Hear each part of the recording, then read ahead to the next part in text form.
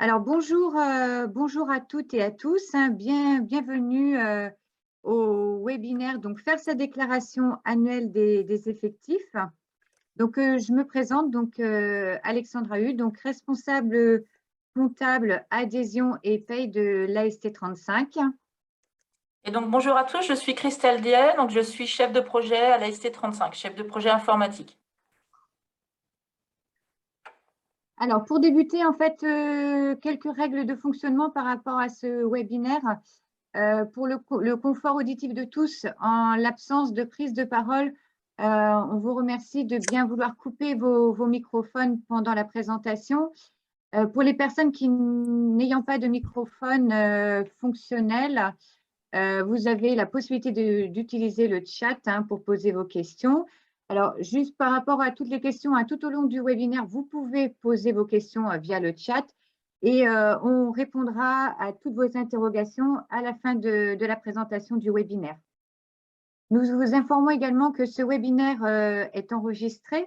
Donc, si vous ne souhaitez pas apparaître en vignette dans la vidéo, eh bien, on vous remercie de bien vouloir en fait couper vos caméras. Ce webinaire devrait durer environ 30 minutes. Donc, suite à la présentation, il y aura bien évidemment un temps d'échange où on répondra à vos questions. On va commencer donc ce webinaire par une petite présentation de notre service de santé au travail, l'AST 35. L'AST 35 assure le suivi de santé de 185 291 salariés, de 13 567 entreprises du secteur privé, et on couvre en fait le pays de Rennes et le pays de Vitry. Au sein de la ST35, donc nous avons 150 professionnels de santé et de prévention qui se composent de la manière suivante: 53 médecins du travail, 17 infirmiers de santé au travail, 7 assistants de prévention, 58 secrétaires médicales, 15 préventeurs spécialisés et enfin 15 personnes aux fonctions support. Alors, les missions du service donc, de l'AST 35, donc notre service a pour vocation d'éviter toute altération de la santé des travailleurs du fait de leur travail. Donc, c'est l'article R46-22-2 du Code du travail. Pour cela, nous avons 4 missions principales qui s'inscrivent dans une approche globale, donc autour de la santé des travailleurs et de la prévention des risques professionnels. Alors, ces 4 missions, plus précisément, quelles sont-elles? Donc, la première de nos missions, c'est de conduire des actions de santé en milieu de travail, donc des actions de terrain, des actions au sein de vos entreprises, dans le but de préserver la santé physique et mentale des travailleurs et de leurs tiers tout au long de leur parcours professionnel. Alors, juste si vous pouvez couper vos micros, s'il vous plaît, merci. La deuxième de nos missions, c'est d'assurer la surveillance de l'état de santé des travailleurs en fonction des risques concernant leur santé au travail, leur sécurité et celle des tiers, de la pénibilité au travail. Notre troisième mission, c'est de conseiller les employeurs, les salariés et leurs représentants sur les dispositions et les mesures nécessaires pour notamment éviter ou diminuer les risques professionnels, pour améliorer les conditions de travail des travailleurs, de prévenir la consommation d'alcool et des drogues sur le lieu de travail, de prévenir le harcèlement sexuel ou moral, de prévenir ou réduire les effets de l'exposition à certains facteurs de risque professionnel et de contribuer au maintien de l'emploi des travailleurs. Enfin, notre quatrième mission, c'est de participer au suivi et de contribuer à la traçabilité des expositions professionnelles et d'assurer une veille sanitaire. Alors, voici les 5 volets de notre offre de service. Alors, tout d'abord, le portail adhérent, sujet qui nous réunit aujourd'hui et que l'on va développer tout à l'heure. Le suivi de l'état de santé des travailleurs, l'évaluation des risques professionnels, le maintien en emploi et enfin les actions d'information, conseil et sensibilisation. Alors, plusieurs journées de prévention et de webinaires vous sont proposées tout au long de l'année. Il peut s'agir de journées de prévention dédiées aux troubles musculo-squelettiques, aux risques chimiques, des webinaires aussi dédiés à la mise à jour du document unique. Donc, toutes les informations et les formulaires d'inscription sont disponibles sur notre site Internet. 2 fois par an, nous proposons un webinaire dédié à la présentation de notre offre de service. Alors, pour plus d'informations, n'hésitez surtout pas à contacter notre service communication.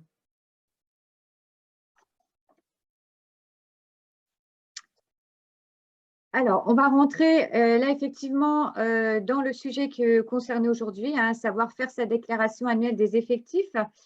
C'est un des éléments de notre offre de service via notre portail adhérent.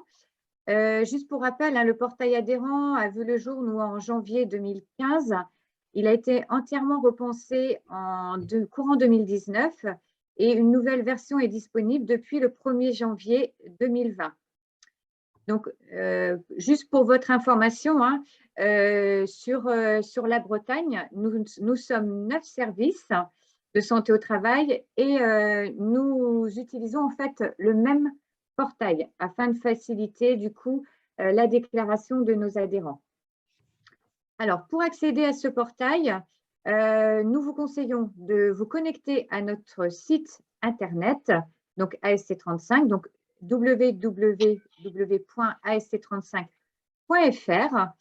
Et lorsque vous allez arriver sur notre site, vous allez avoir un petit onglet qui s'appelle Accès adhérent. Et en cliquant dessus, vous allez être directement redirigé vers le portail. Alors, petit souci technique. Hop.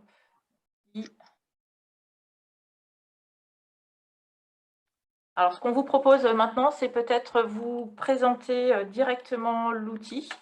Alors, comme le précisait tout de suite Alexandra, donc vous pouvez accéder à notre site portail adhérent depuis le site institutionnel de l'AST35. Vous avez ici un accès en haut de page, accès adhérent, donc c'est un accès sécurisé qui vous renvoie sur votre espace personnel. Donc, une fois vous connecté, donc vous arrivez sur cette page d'accueil qu'on va vous décrire. Voilà, donc là, sur l'accès au portail adhérent, vous avez donc le menu principal au centre de l'écran. Donc là, vous avez les différentes possibilités d'accès, voilà, toutes ces options, vous les retrouvez dans le bandeau que vous avez sur votre gauche. Ce sont les mêmes onglets. Donc, vous pouvez y accéder soit par le menu central, soit par la liste déroulante que vous avez sur votre gauche. On va commencer donc la présentation du portail par l'onglet Mon compte. C'est dans cet onglet, vous pouvez en fait retrouver toutes vos coordonnées. Alors, on vous conseille fortement de les mettre régulièrement à jour puisque ces coordonnées, alors à la fois les coordonnées principales, notamment l'adresse mail est très importante puisqu'on envoie régulièrement des newsletters à tous nos adhérents et elles sont envoyées directement à l'adresse mail qui est l'adresse mail indiquée dans les coordonnées principales. Vous avez ensuite les coordonnées de convocation. Là, pareil, ces coordonnées sont très importantes puisque lorsque les confirmations de rendez-vous seront directement envoyées sur cette adresse mail. Et enfin, les coordonnées de facturation. Là, c'est pareil, c'est sur cette adresse mail que seront en fait envoyées les notifications à la fois pour lorsqu'une facture sera déposée dans votre espace adhérent. Les relances également sont envoyées sur l'adresse mail facturation. Donc voilà, on insiste vraiment beaucoup sur le fait, mettez bien à jour en fait toutes ces coordonnées pour qu'il n'y ait pas de perte d'informations. Alors, la rubrique suivante de mon compte, c'est gérer mes postes. Alors, gérer mes postes, c'est quoi? Donc, dans cette page, alors qui est vide ici pour la présentation, parce que on est sur un adhérent fictif. Ça va lui mettre 7 jours normalement. Si vous voulez couper vos micros, s'il vous plaît, merci. Alors, juste, cette rubrique est intéressante puisque dans la rubrique gérer mes comptes, vous allez retrouver ici tous les postes, les emplois des salariés qu'on connaît, nous, à la ST35 et pour lesquels ces salariés ont déjà eu une visite médicale. Donc, vous voyez ici, j'ai un poste de type ouvrier non qualifié. Si je clique sur ce libellé, je vais trouver le libellé du poste et ses expositions. L'intérêt de cette rubrique ici, c'est dans le cas de recrutement ou d'embauche à venir. Si vous recrutez un salarié pour lequel il exerce une profession ou un métier identique, vous allez pouvoir rattacher le salarié sur ce même poste. Donc, on le verra après en détail quand on sera sur la partie création du salarié. Donc, la rubrique suivante, c'est les moyens de paiement. Voilà, donc au niveau des moyens de paiement, vous avez deux options à ce jour. C'est le virement bancaire ou le règlement par chèque. Hein, donc, vous optez pour l'un ou l'autre. En cours de développement, hein, j'espère qu'on pourra le mettre en place courant 2022. On proposera le prélèvement automatique.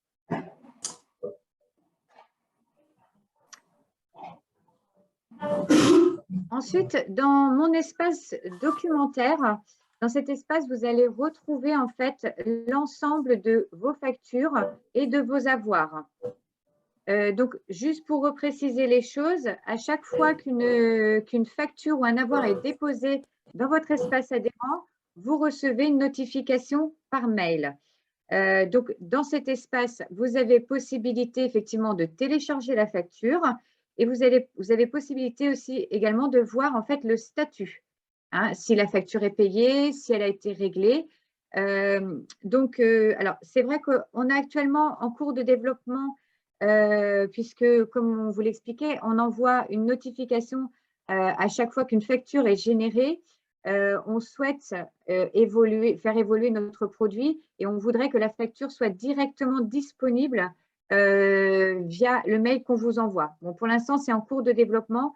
On espère pouvoir avoir disposition de ce module le plus rapidement possible. Donc, voilà pour l'espace documentaire. La rubrique suivante concerne vos salariés. Précisément, qu'est-ce qu'on va y retrouver dans cette rubrique? 3 notions. La liste de vos salariés, la possibilité d'ajouter un nouveau salarié et puis la possibilité de consulter ou de faire des demandes de rendez-vous. Donc, je vais me positionner dans la première rubrique, liste de mes salariés. Donc ici, vous avez en visuel 2 salariés qui correspondent dans mon exemple à 2 salariés qu'on connaît, nous, dans le service. Donc, vous avez 3 onglets. Par défaut, le système vous oriente sur l'onglet actif. Donc, ce sont les salariés présents. On pourrait accéder aux salariés inactifs de la même façon. Quand on est sur cet onglet actif, donc j'ai ici 2 salariés, donc on visualise l'identité, la date de naissance, le contrat, le poste, le type de suivi et la date d'entrée. Le type de suivi ici, donc vous avez 3 types de suivi possibles. Le suivi individuel simple, donc le salarié est exposé à aucun risque professionnel. Vous avez un type de suivi qui correspond au suivi individuel adapté et un type de suivi qui correspond au suivi individuel renforcé. Donc, en fonction de la situation de vos salariés, vous verrez soit SIS, comme ici mentionné, SIA, et quand vous passerez la souris sur le salarié, en infobulle, vous verrez les risques déclarés qui apparaîtront. Vous pouvez aussi à tout moment cliquer sur le salarié, vous êtes renvoyé spécifiquement sur les informations qui concernent votre salarié, donc la partie identité, et plus précisément l'état civil. Donc, par exemple, si Madame Billot, ici Tiffany, s'est mariée dans l'année, vous pourriez mentionner son nom d'usage. Sur la partie de droite, vous allez plutôt retrouver la notion d'emploi avec les dates d'embauche, la partie contrat ici et la partie poste de travail. Donc, on y reviendra tout de suite après pour la création d'un nouveau salarié. Donc, voilà pour la partie liste de mes salariés. Peut-être vous préciser ici également que vous pouvez aller dans l'onglet inactif. Alors, je ne vais pas y aller parce que sur mon exemple, j'ai énormément de salariés. Mais vous pourriez sélectionner un salarié ici, cliquer sur le petit bouton de droite et réintégrer un salarié qui pourrait revenir dans vos effectifs. Donc, voilà globalement pour la partie liste de mes salariés. Dans l'onglet suivant, dans la rubrique suivante, ajouter un nouveau salarié. Donc, vous allez pouvoir, en cours d'année, à tout moment, rajouter des nouveaux salariés pour peu que vous ayez des recrutements. Donc, on retrouve l'écran précédent avec l'état civil que vous allez devoir compléter. La partie emploi avec la date d'embauche, la partie contrat Vous avez la liste des contrats possibles. Juste une petite précision, si un salarié est en CDD, il ne faut pas mettre la date, enfin, il vous faut mettre la date d'embauche, mais pas la date de départ, donc uniquement la date d'embauche. Ensuite, vous allez devoir renseigner le poste de travail de votre salarié. Donc, pour ce faire, vous allez cliquer sur le libellé « Ajouter un poste ». Et ici, vous allez retrouver la liste des postes que je vous ai présentés en début de présentation, c'est-à-dire le poste qu'on connaît déjà pour un salarié de votre entreprise. Donc, l'intérêt, si votre salarié nouveau recruté exerce la même profession, vous pouvez directement rattacher ce poste. Si ce n'était pas le cas, vous faites le petit plus ici pour créer un nouveau poste. Vous allez le mentionner, le libeller, donc, par exemple, secrétaire. Voilà, et ici, renseigner le libellé de la classification qui correspond, qui est ici le code 542A, secrétaire. Il ne vous reste plus qu'à renseigner les éventuels risques et valider. Donc, voilà pour la création du salarié, donc, qui correspond à la rubrique « Ajouter un nouveau salarié ». Enfin, dans la rubrique « Liste de mes salariés », vous allez retrouver une dernière rubrique qui correspond à la consultation des rendez-vous, des visites médicales et la possibilité de faire des demandes de rendez-vous. Je précise juste que quand vous allez rajouter un nouveau salarié, pour le service, ça ne vaut pas pour demande de rendez-vous. Vous avez une seconde démarche à faire, c'est de faire la demande de rendez-vous auprès de notre service médical. Pour ce faire, vous allez cliquer sur le bouton « Faire une demande de rendez-vous ». Dans le haut de page, vous avez un petit peu de contenu qui vous oriente et vous explique un petit peu comment procéder pour faire votre demande de rendez-vous. En fonction du type de suivi que vous aurez déclaré, donc vous allez soit faire des demandes de rendez-vous pour des salariés qui sont en SIR, en SIS ou en SIA. Donc, il faudra bien sélectionner le bon motif de visite. À savoir que sur le portail, vous n'avez la possibilité à aujourd'hui que de faire des demandes de rendez-vous pour vos embauches et pour les reprises. Pour toutes les autres motifs de visite, il vous faudra contacter le service médical et les correspondants habituels. Donc, voilà pour cette petite précision. Donc, ici, on vous demande de renseigner quel est le salarié qui est concerné par votre demande de rendez-vous. Donc, vous avez un champ qui se déverrouille. Je vais prendre l'exemple de Madame Billot, voilà, qui est rattachée dans les effectifs. Ici, je dois qualifier la demande de rendez-vous. Est-ce que c'est une embauche? Est-ce que c'est une reprise? Et le motif doit être renseigné en fonction de l'état de suivi de votre salarié. Si votre salarié est en SIR, c'est ce qu'on mentionne ici en haut de page, il faudra faire la demande d'embauche avec ce menu, examen médical d'aptitude à l'embauche, parce que votre salarié est en suivi individuel renforcé. Pour les reprises, c'est assez simple, vous n'avez juste à renseigner le motif qui correspond à la situation de votre salarié. Et enfin, s'il s'agit d'une visite d'embauche pour un salarié qui est en suivi simple ou en suivi individuel adapté, c'est ce qu'on remet ici, il vous faut sélectionner le motif VIP, donc visite d'information et de prévention initiale, qui correspond à une embauche également. Donc, une fois que vous avez qualifié votre salarié, le motif de votre demande de rendez-vous, vous envoyez la demande.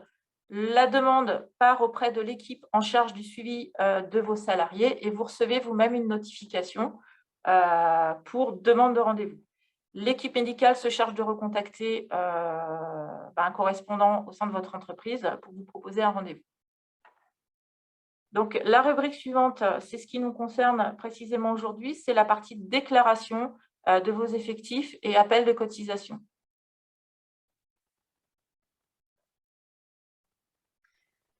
Voilà, donc la rubrique ma cotisation, hein, c'est ici que vous pourrez faire votre déclaration annuelle des effectifs. C'est une opération qui est à réaliser une fois par an, en janvier, et qui est utile au calcul du montant de votre cotisation. Hein, donc là, pour cette année, cette déclaration est à réaliser au plus tard avant le 31 janvier 2022. Donc, pour votre information, hein, la déclaration est actuellement accessible par tous nos adhérents. Un mailing, hein, d'ailleurs, est envoyé par notre service communication à l'ensemble de nos adhérents.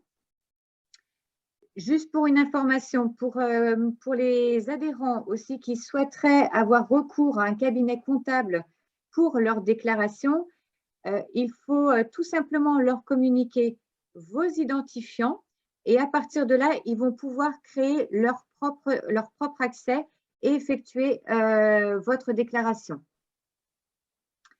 Alors, pour faire la déclaration obligatoire des effectifs, la première chose, et ce qui est le plus important, c'est de mettre à jour la liste de vos salariés.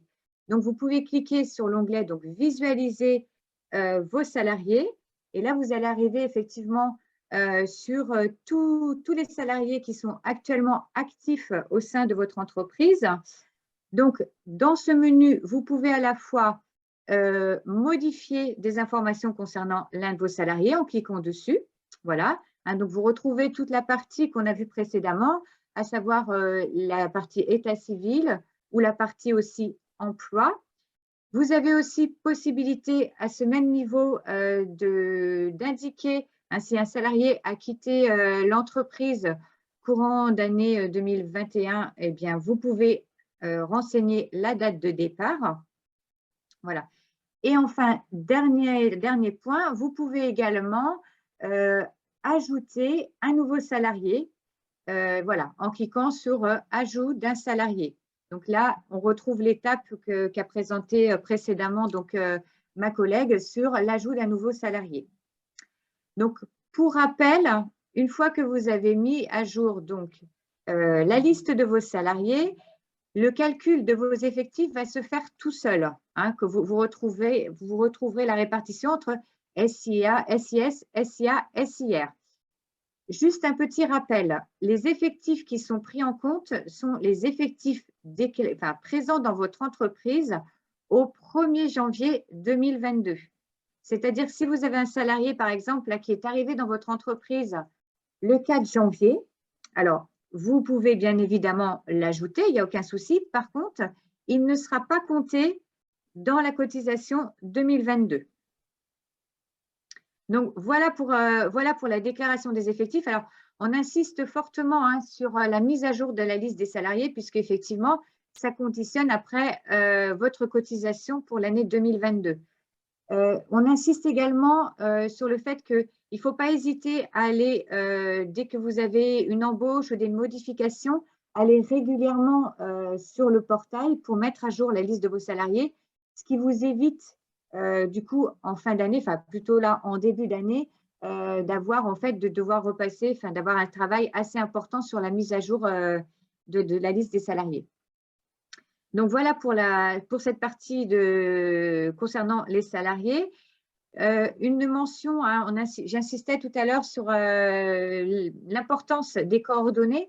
Donc là apparaissent les coordonnées de facturation. Donc vérifiez bien que ces informations sont correctes puisque c'est sur cette adresse mail notamment que l'on va envoyer une notification comme quoi votre déclaration a été validée et que du coup, ça vous indiquera également que la facture a été déposée dans votre espace adhérent. Et enfin, donc l'onglet signataire de la déclaration, c'est également très important qu'on puisse avoir connaissance de la personne qui a fait la déclaration parce qu'en cas de souci, voilà, quand on contacte l'entreprise, eh bien, on essaye de joindre directement la personne qui a fait la déclaration.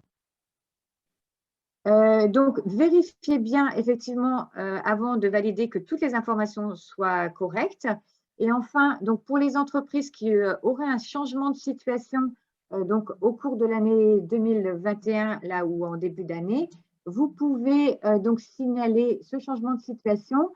Par exemple, s'il s'agit d'une cessation d'activité, où vous n'avez plus de personnel, ou vous ne souhaitez plus être adhérent de la ST35. Donc là, si vous mettez à jour ces informations, nous, elles seront prises en compte et ça mettra à jour notre fichier adhérent. Donc voilà.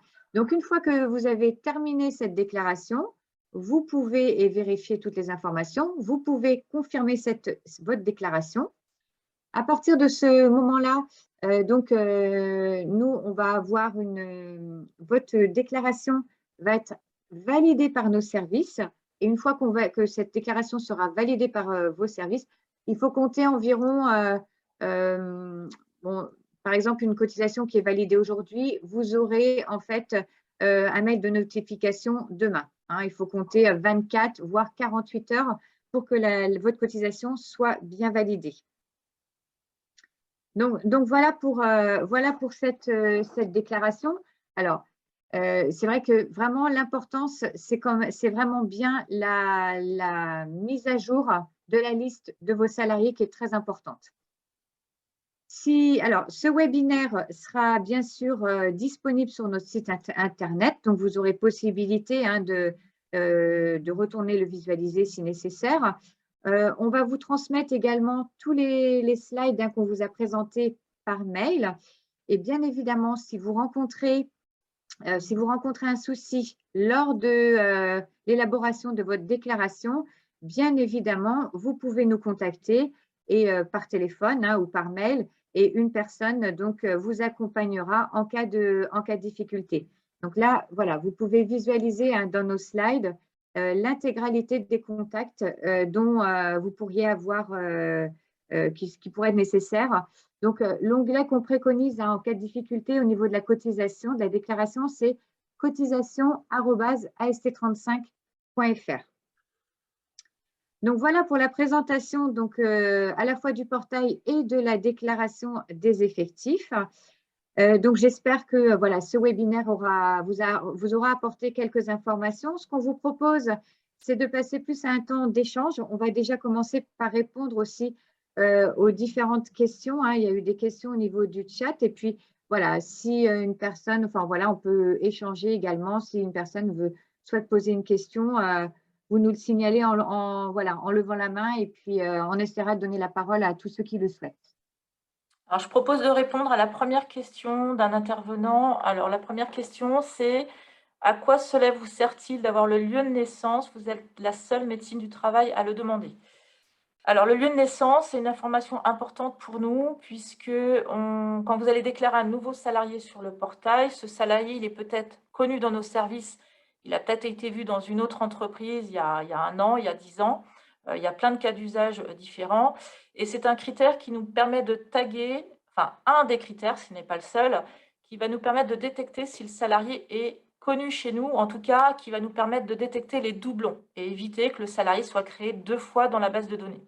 Donc c'est une information importante et qui est demandée en tout cas par tous les services qui utilisent le portail breton à aujourd'hui. Donc voilà notamment pourquoi on demande cette information à la création du salarié. Deuxième question. Alors, bonjour, je suis arrivée en septembre et il n'y avait pas de suivi au sein de notre établissement. Comment peut-on savoir la dernière visite d'un salarié et quand elle arrive à échéance? Alors, toutes les dates de visite sont consultables dans la partie convocation. Donc, il vous suffit d'aller dans la rubrique convocation. Une fois que le salarié est vu, bien évidemment, dans nos services, si le salarié n'a pas fait l'objet de visite médicale, effectivement, le salarié ne remontera pas dans la rubrique. Il faut vraiment qu'on l'ait vu au moins une première fois pour une visite. Et donc là, vous verrez la date de dernière visite remonter sur votre espace. Alors, autre question. Bonjour, est-il possible de renseigner une date de sortie pour un salarié par anticipation et non une fois le départ des effectifs effectué? Alors, on vous conseille effectivement de ne pas mettre vos dates de départ par anticipation puisque la mise à jour des effectifs est faite une fois par an. Donc, le plus logique, en tout cas pour nous, en termes de gestion des salariés, c'est même dans le cas de CDD, de mettre uniquement la date d'embauche, de ne pas mettre la date de départ. Et la mise à jour de salarié se fera lors de l'appel de déclaration, l'appel de cotisation suivant ou au cours d'un échange avec l'assistante médicale qui pourra, elle, faire le nécessaire. Alors, Alexandra, je pense que la prochaine question, ça va être pour toi. Si l'on a déclaré plus d'effectifs que prévu l'année passée, est-on remboursé? Oui, alors là, effectivement, s'il y a une erreur de déclaration, là, il faut nous contacter, notamment par le biais de l'adresse soit cotisation@ast35.fr. Et là, effectivement, on fait un point donc avec l'entreprise. Voilà, si une personne a été déclarée alors qu'elle avait quitté, par exemple, l'entreprise l'année dernière. Donc, on fait un rapprochement des effectifs et bien évidemment, s'il y avait une déclaration trop importante et qui n'est pas réelle par rapport à l'année précédente, il y a un remboursement qui est effectué. Alors, on prend bien en compte, attention, les effectifs au 1er janvier, hein, on est bien d'accord. Hein, parce que si vous avez une personne qui a quitté l'entreprise, par contre, en cours d'année, il n'y a pas de, là, il n'y a pas de, de remboursement, hein, puisqu'elle était bien présente au 1er janvier. C'est bien pour ça que tout à l'heure, j'ai insisté sur les effectifs au 1er janvier de chaque année. Alors, a priori, dernière question. Lorsque l'on effectue notre DPAE, il est stipulé que l'embauche du salarié est transférée à notre médecine du travail. Comment traduisez-vous cette intégration via la DSN? Oui, alors là, pour votre information, hein, puisque nous, on a changé de logiciel métier donc en 2019, il y a un outil hein, pour traiter les DPAE. Pour l'instant, nous ne l'avons pas encore mis en place puisqu'on est encore en phase de test. Donc aujourd'hui, nous, on ne traite pas les DPAE au sein de la ST35. Voilà, c'est un projet qui sera mis en place ultérieurement. Donc voilà pour les réponses à vos questions. N'hésitez pas. Alors, Ah oui, encore une question. Bonjour, il faut prendre les effectifs, tout type de contrat confondu. Alors, quand on parle d'effectifs, effectivement, c'est tous les contrats. À partir du moment où il y a un contrat de travail, le salarié fait partie de vos effectifs.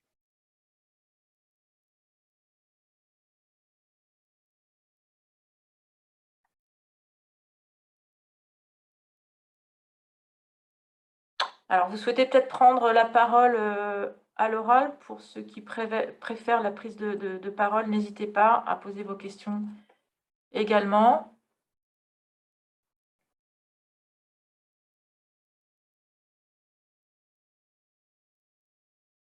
A priori, ça semble à peu près clair pour tous. Bon, bah, écoutez, on vous a présenté aujourd'hui donc les grandes notions du portail adhérent et le processus de déclaration de votre appel de cotisation. Donc, n'hésitez pas à recontacter nos services en cas de besoin, si au moment de la déclaration, vous restez bloqué à certaines étapes. Donc, on se tient à votre disposition pour vous accompagner. Reste à vous souhaiter une excellente fin de journée et vous remercier tous pour votre participation. Merci à tous. Au revoir. Merci beaucoup pour votre participation et je vous souhaite une très bonne journée. Au revoir.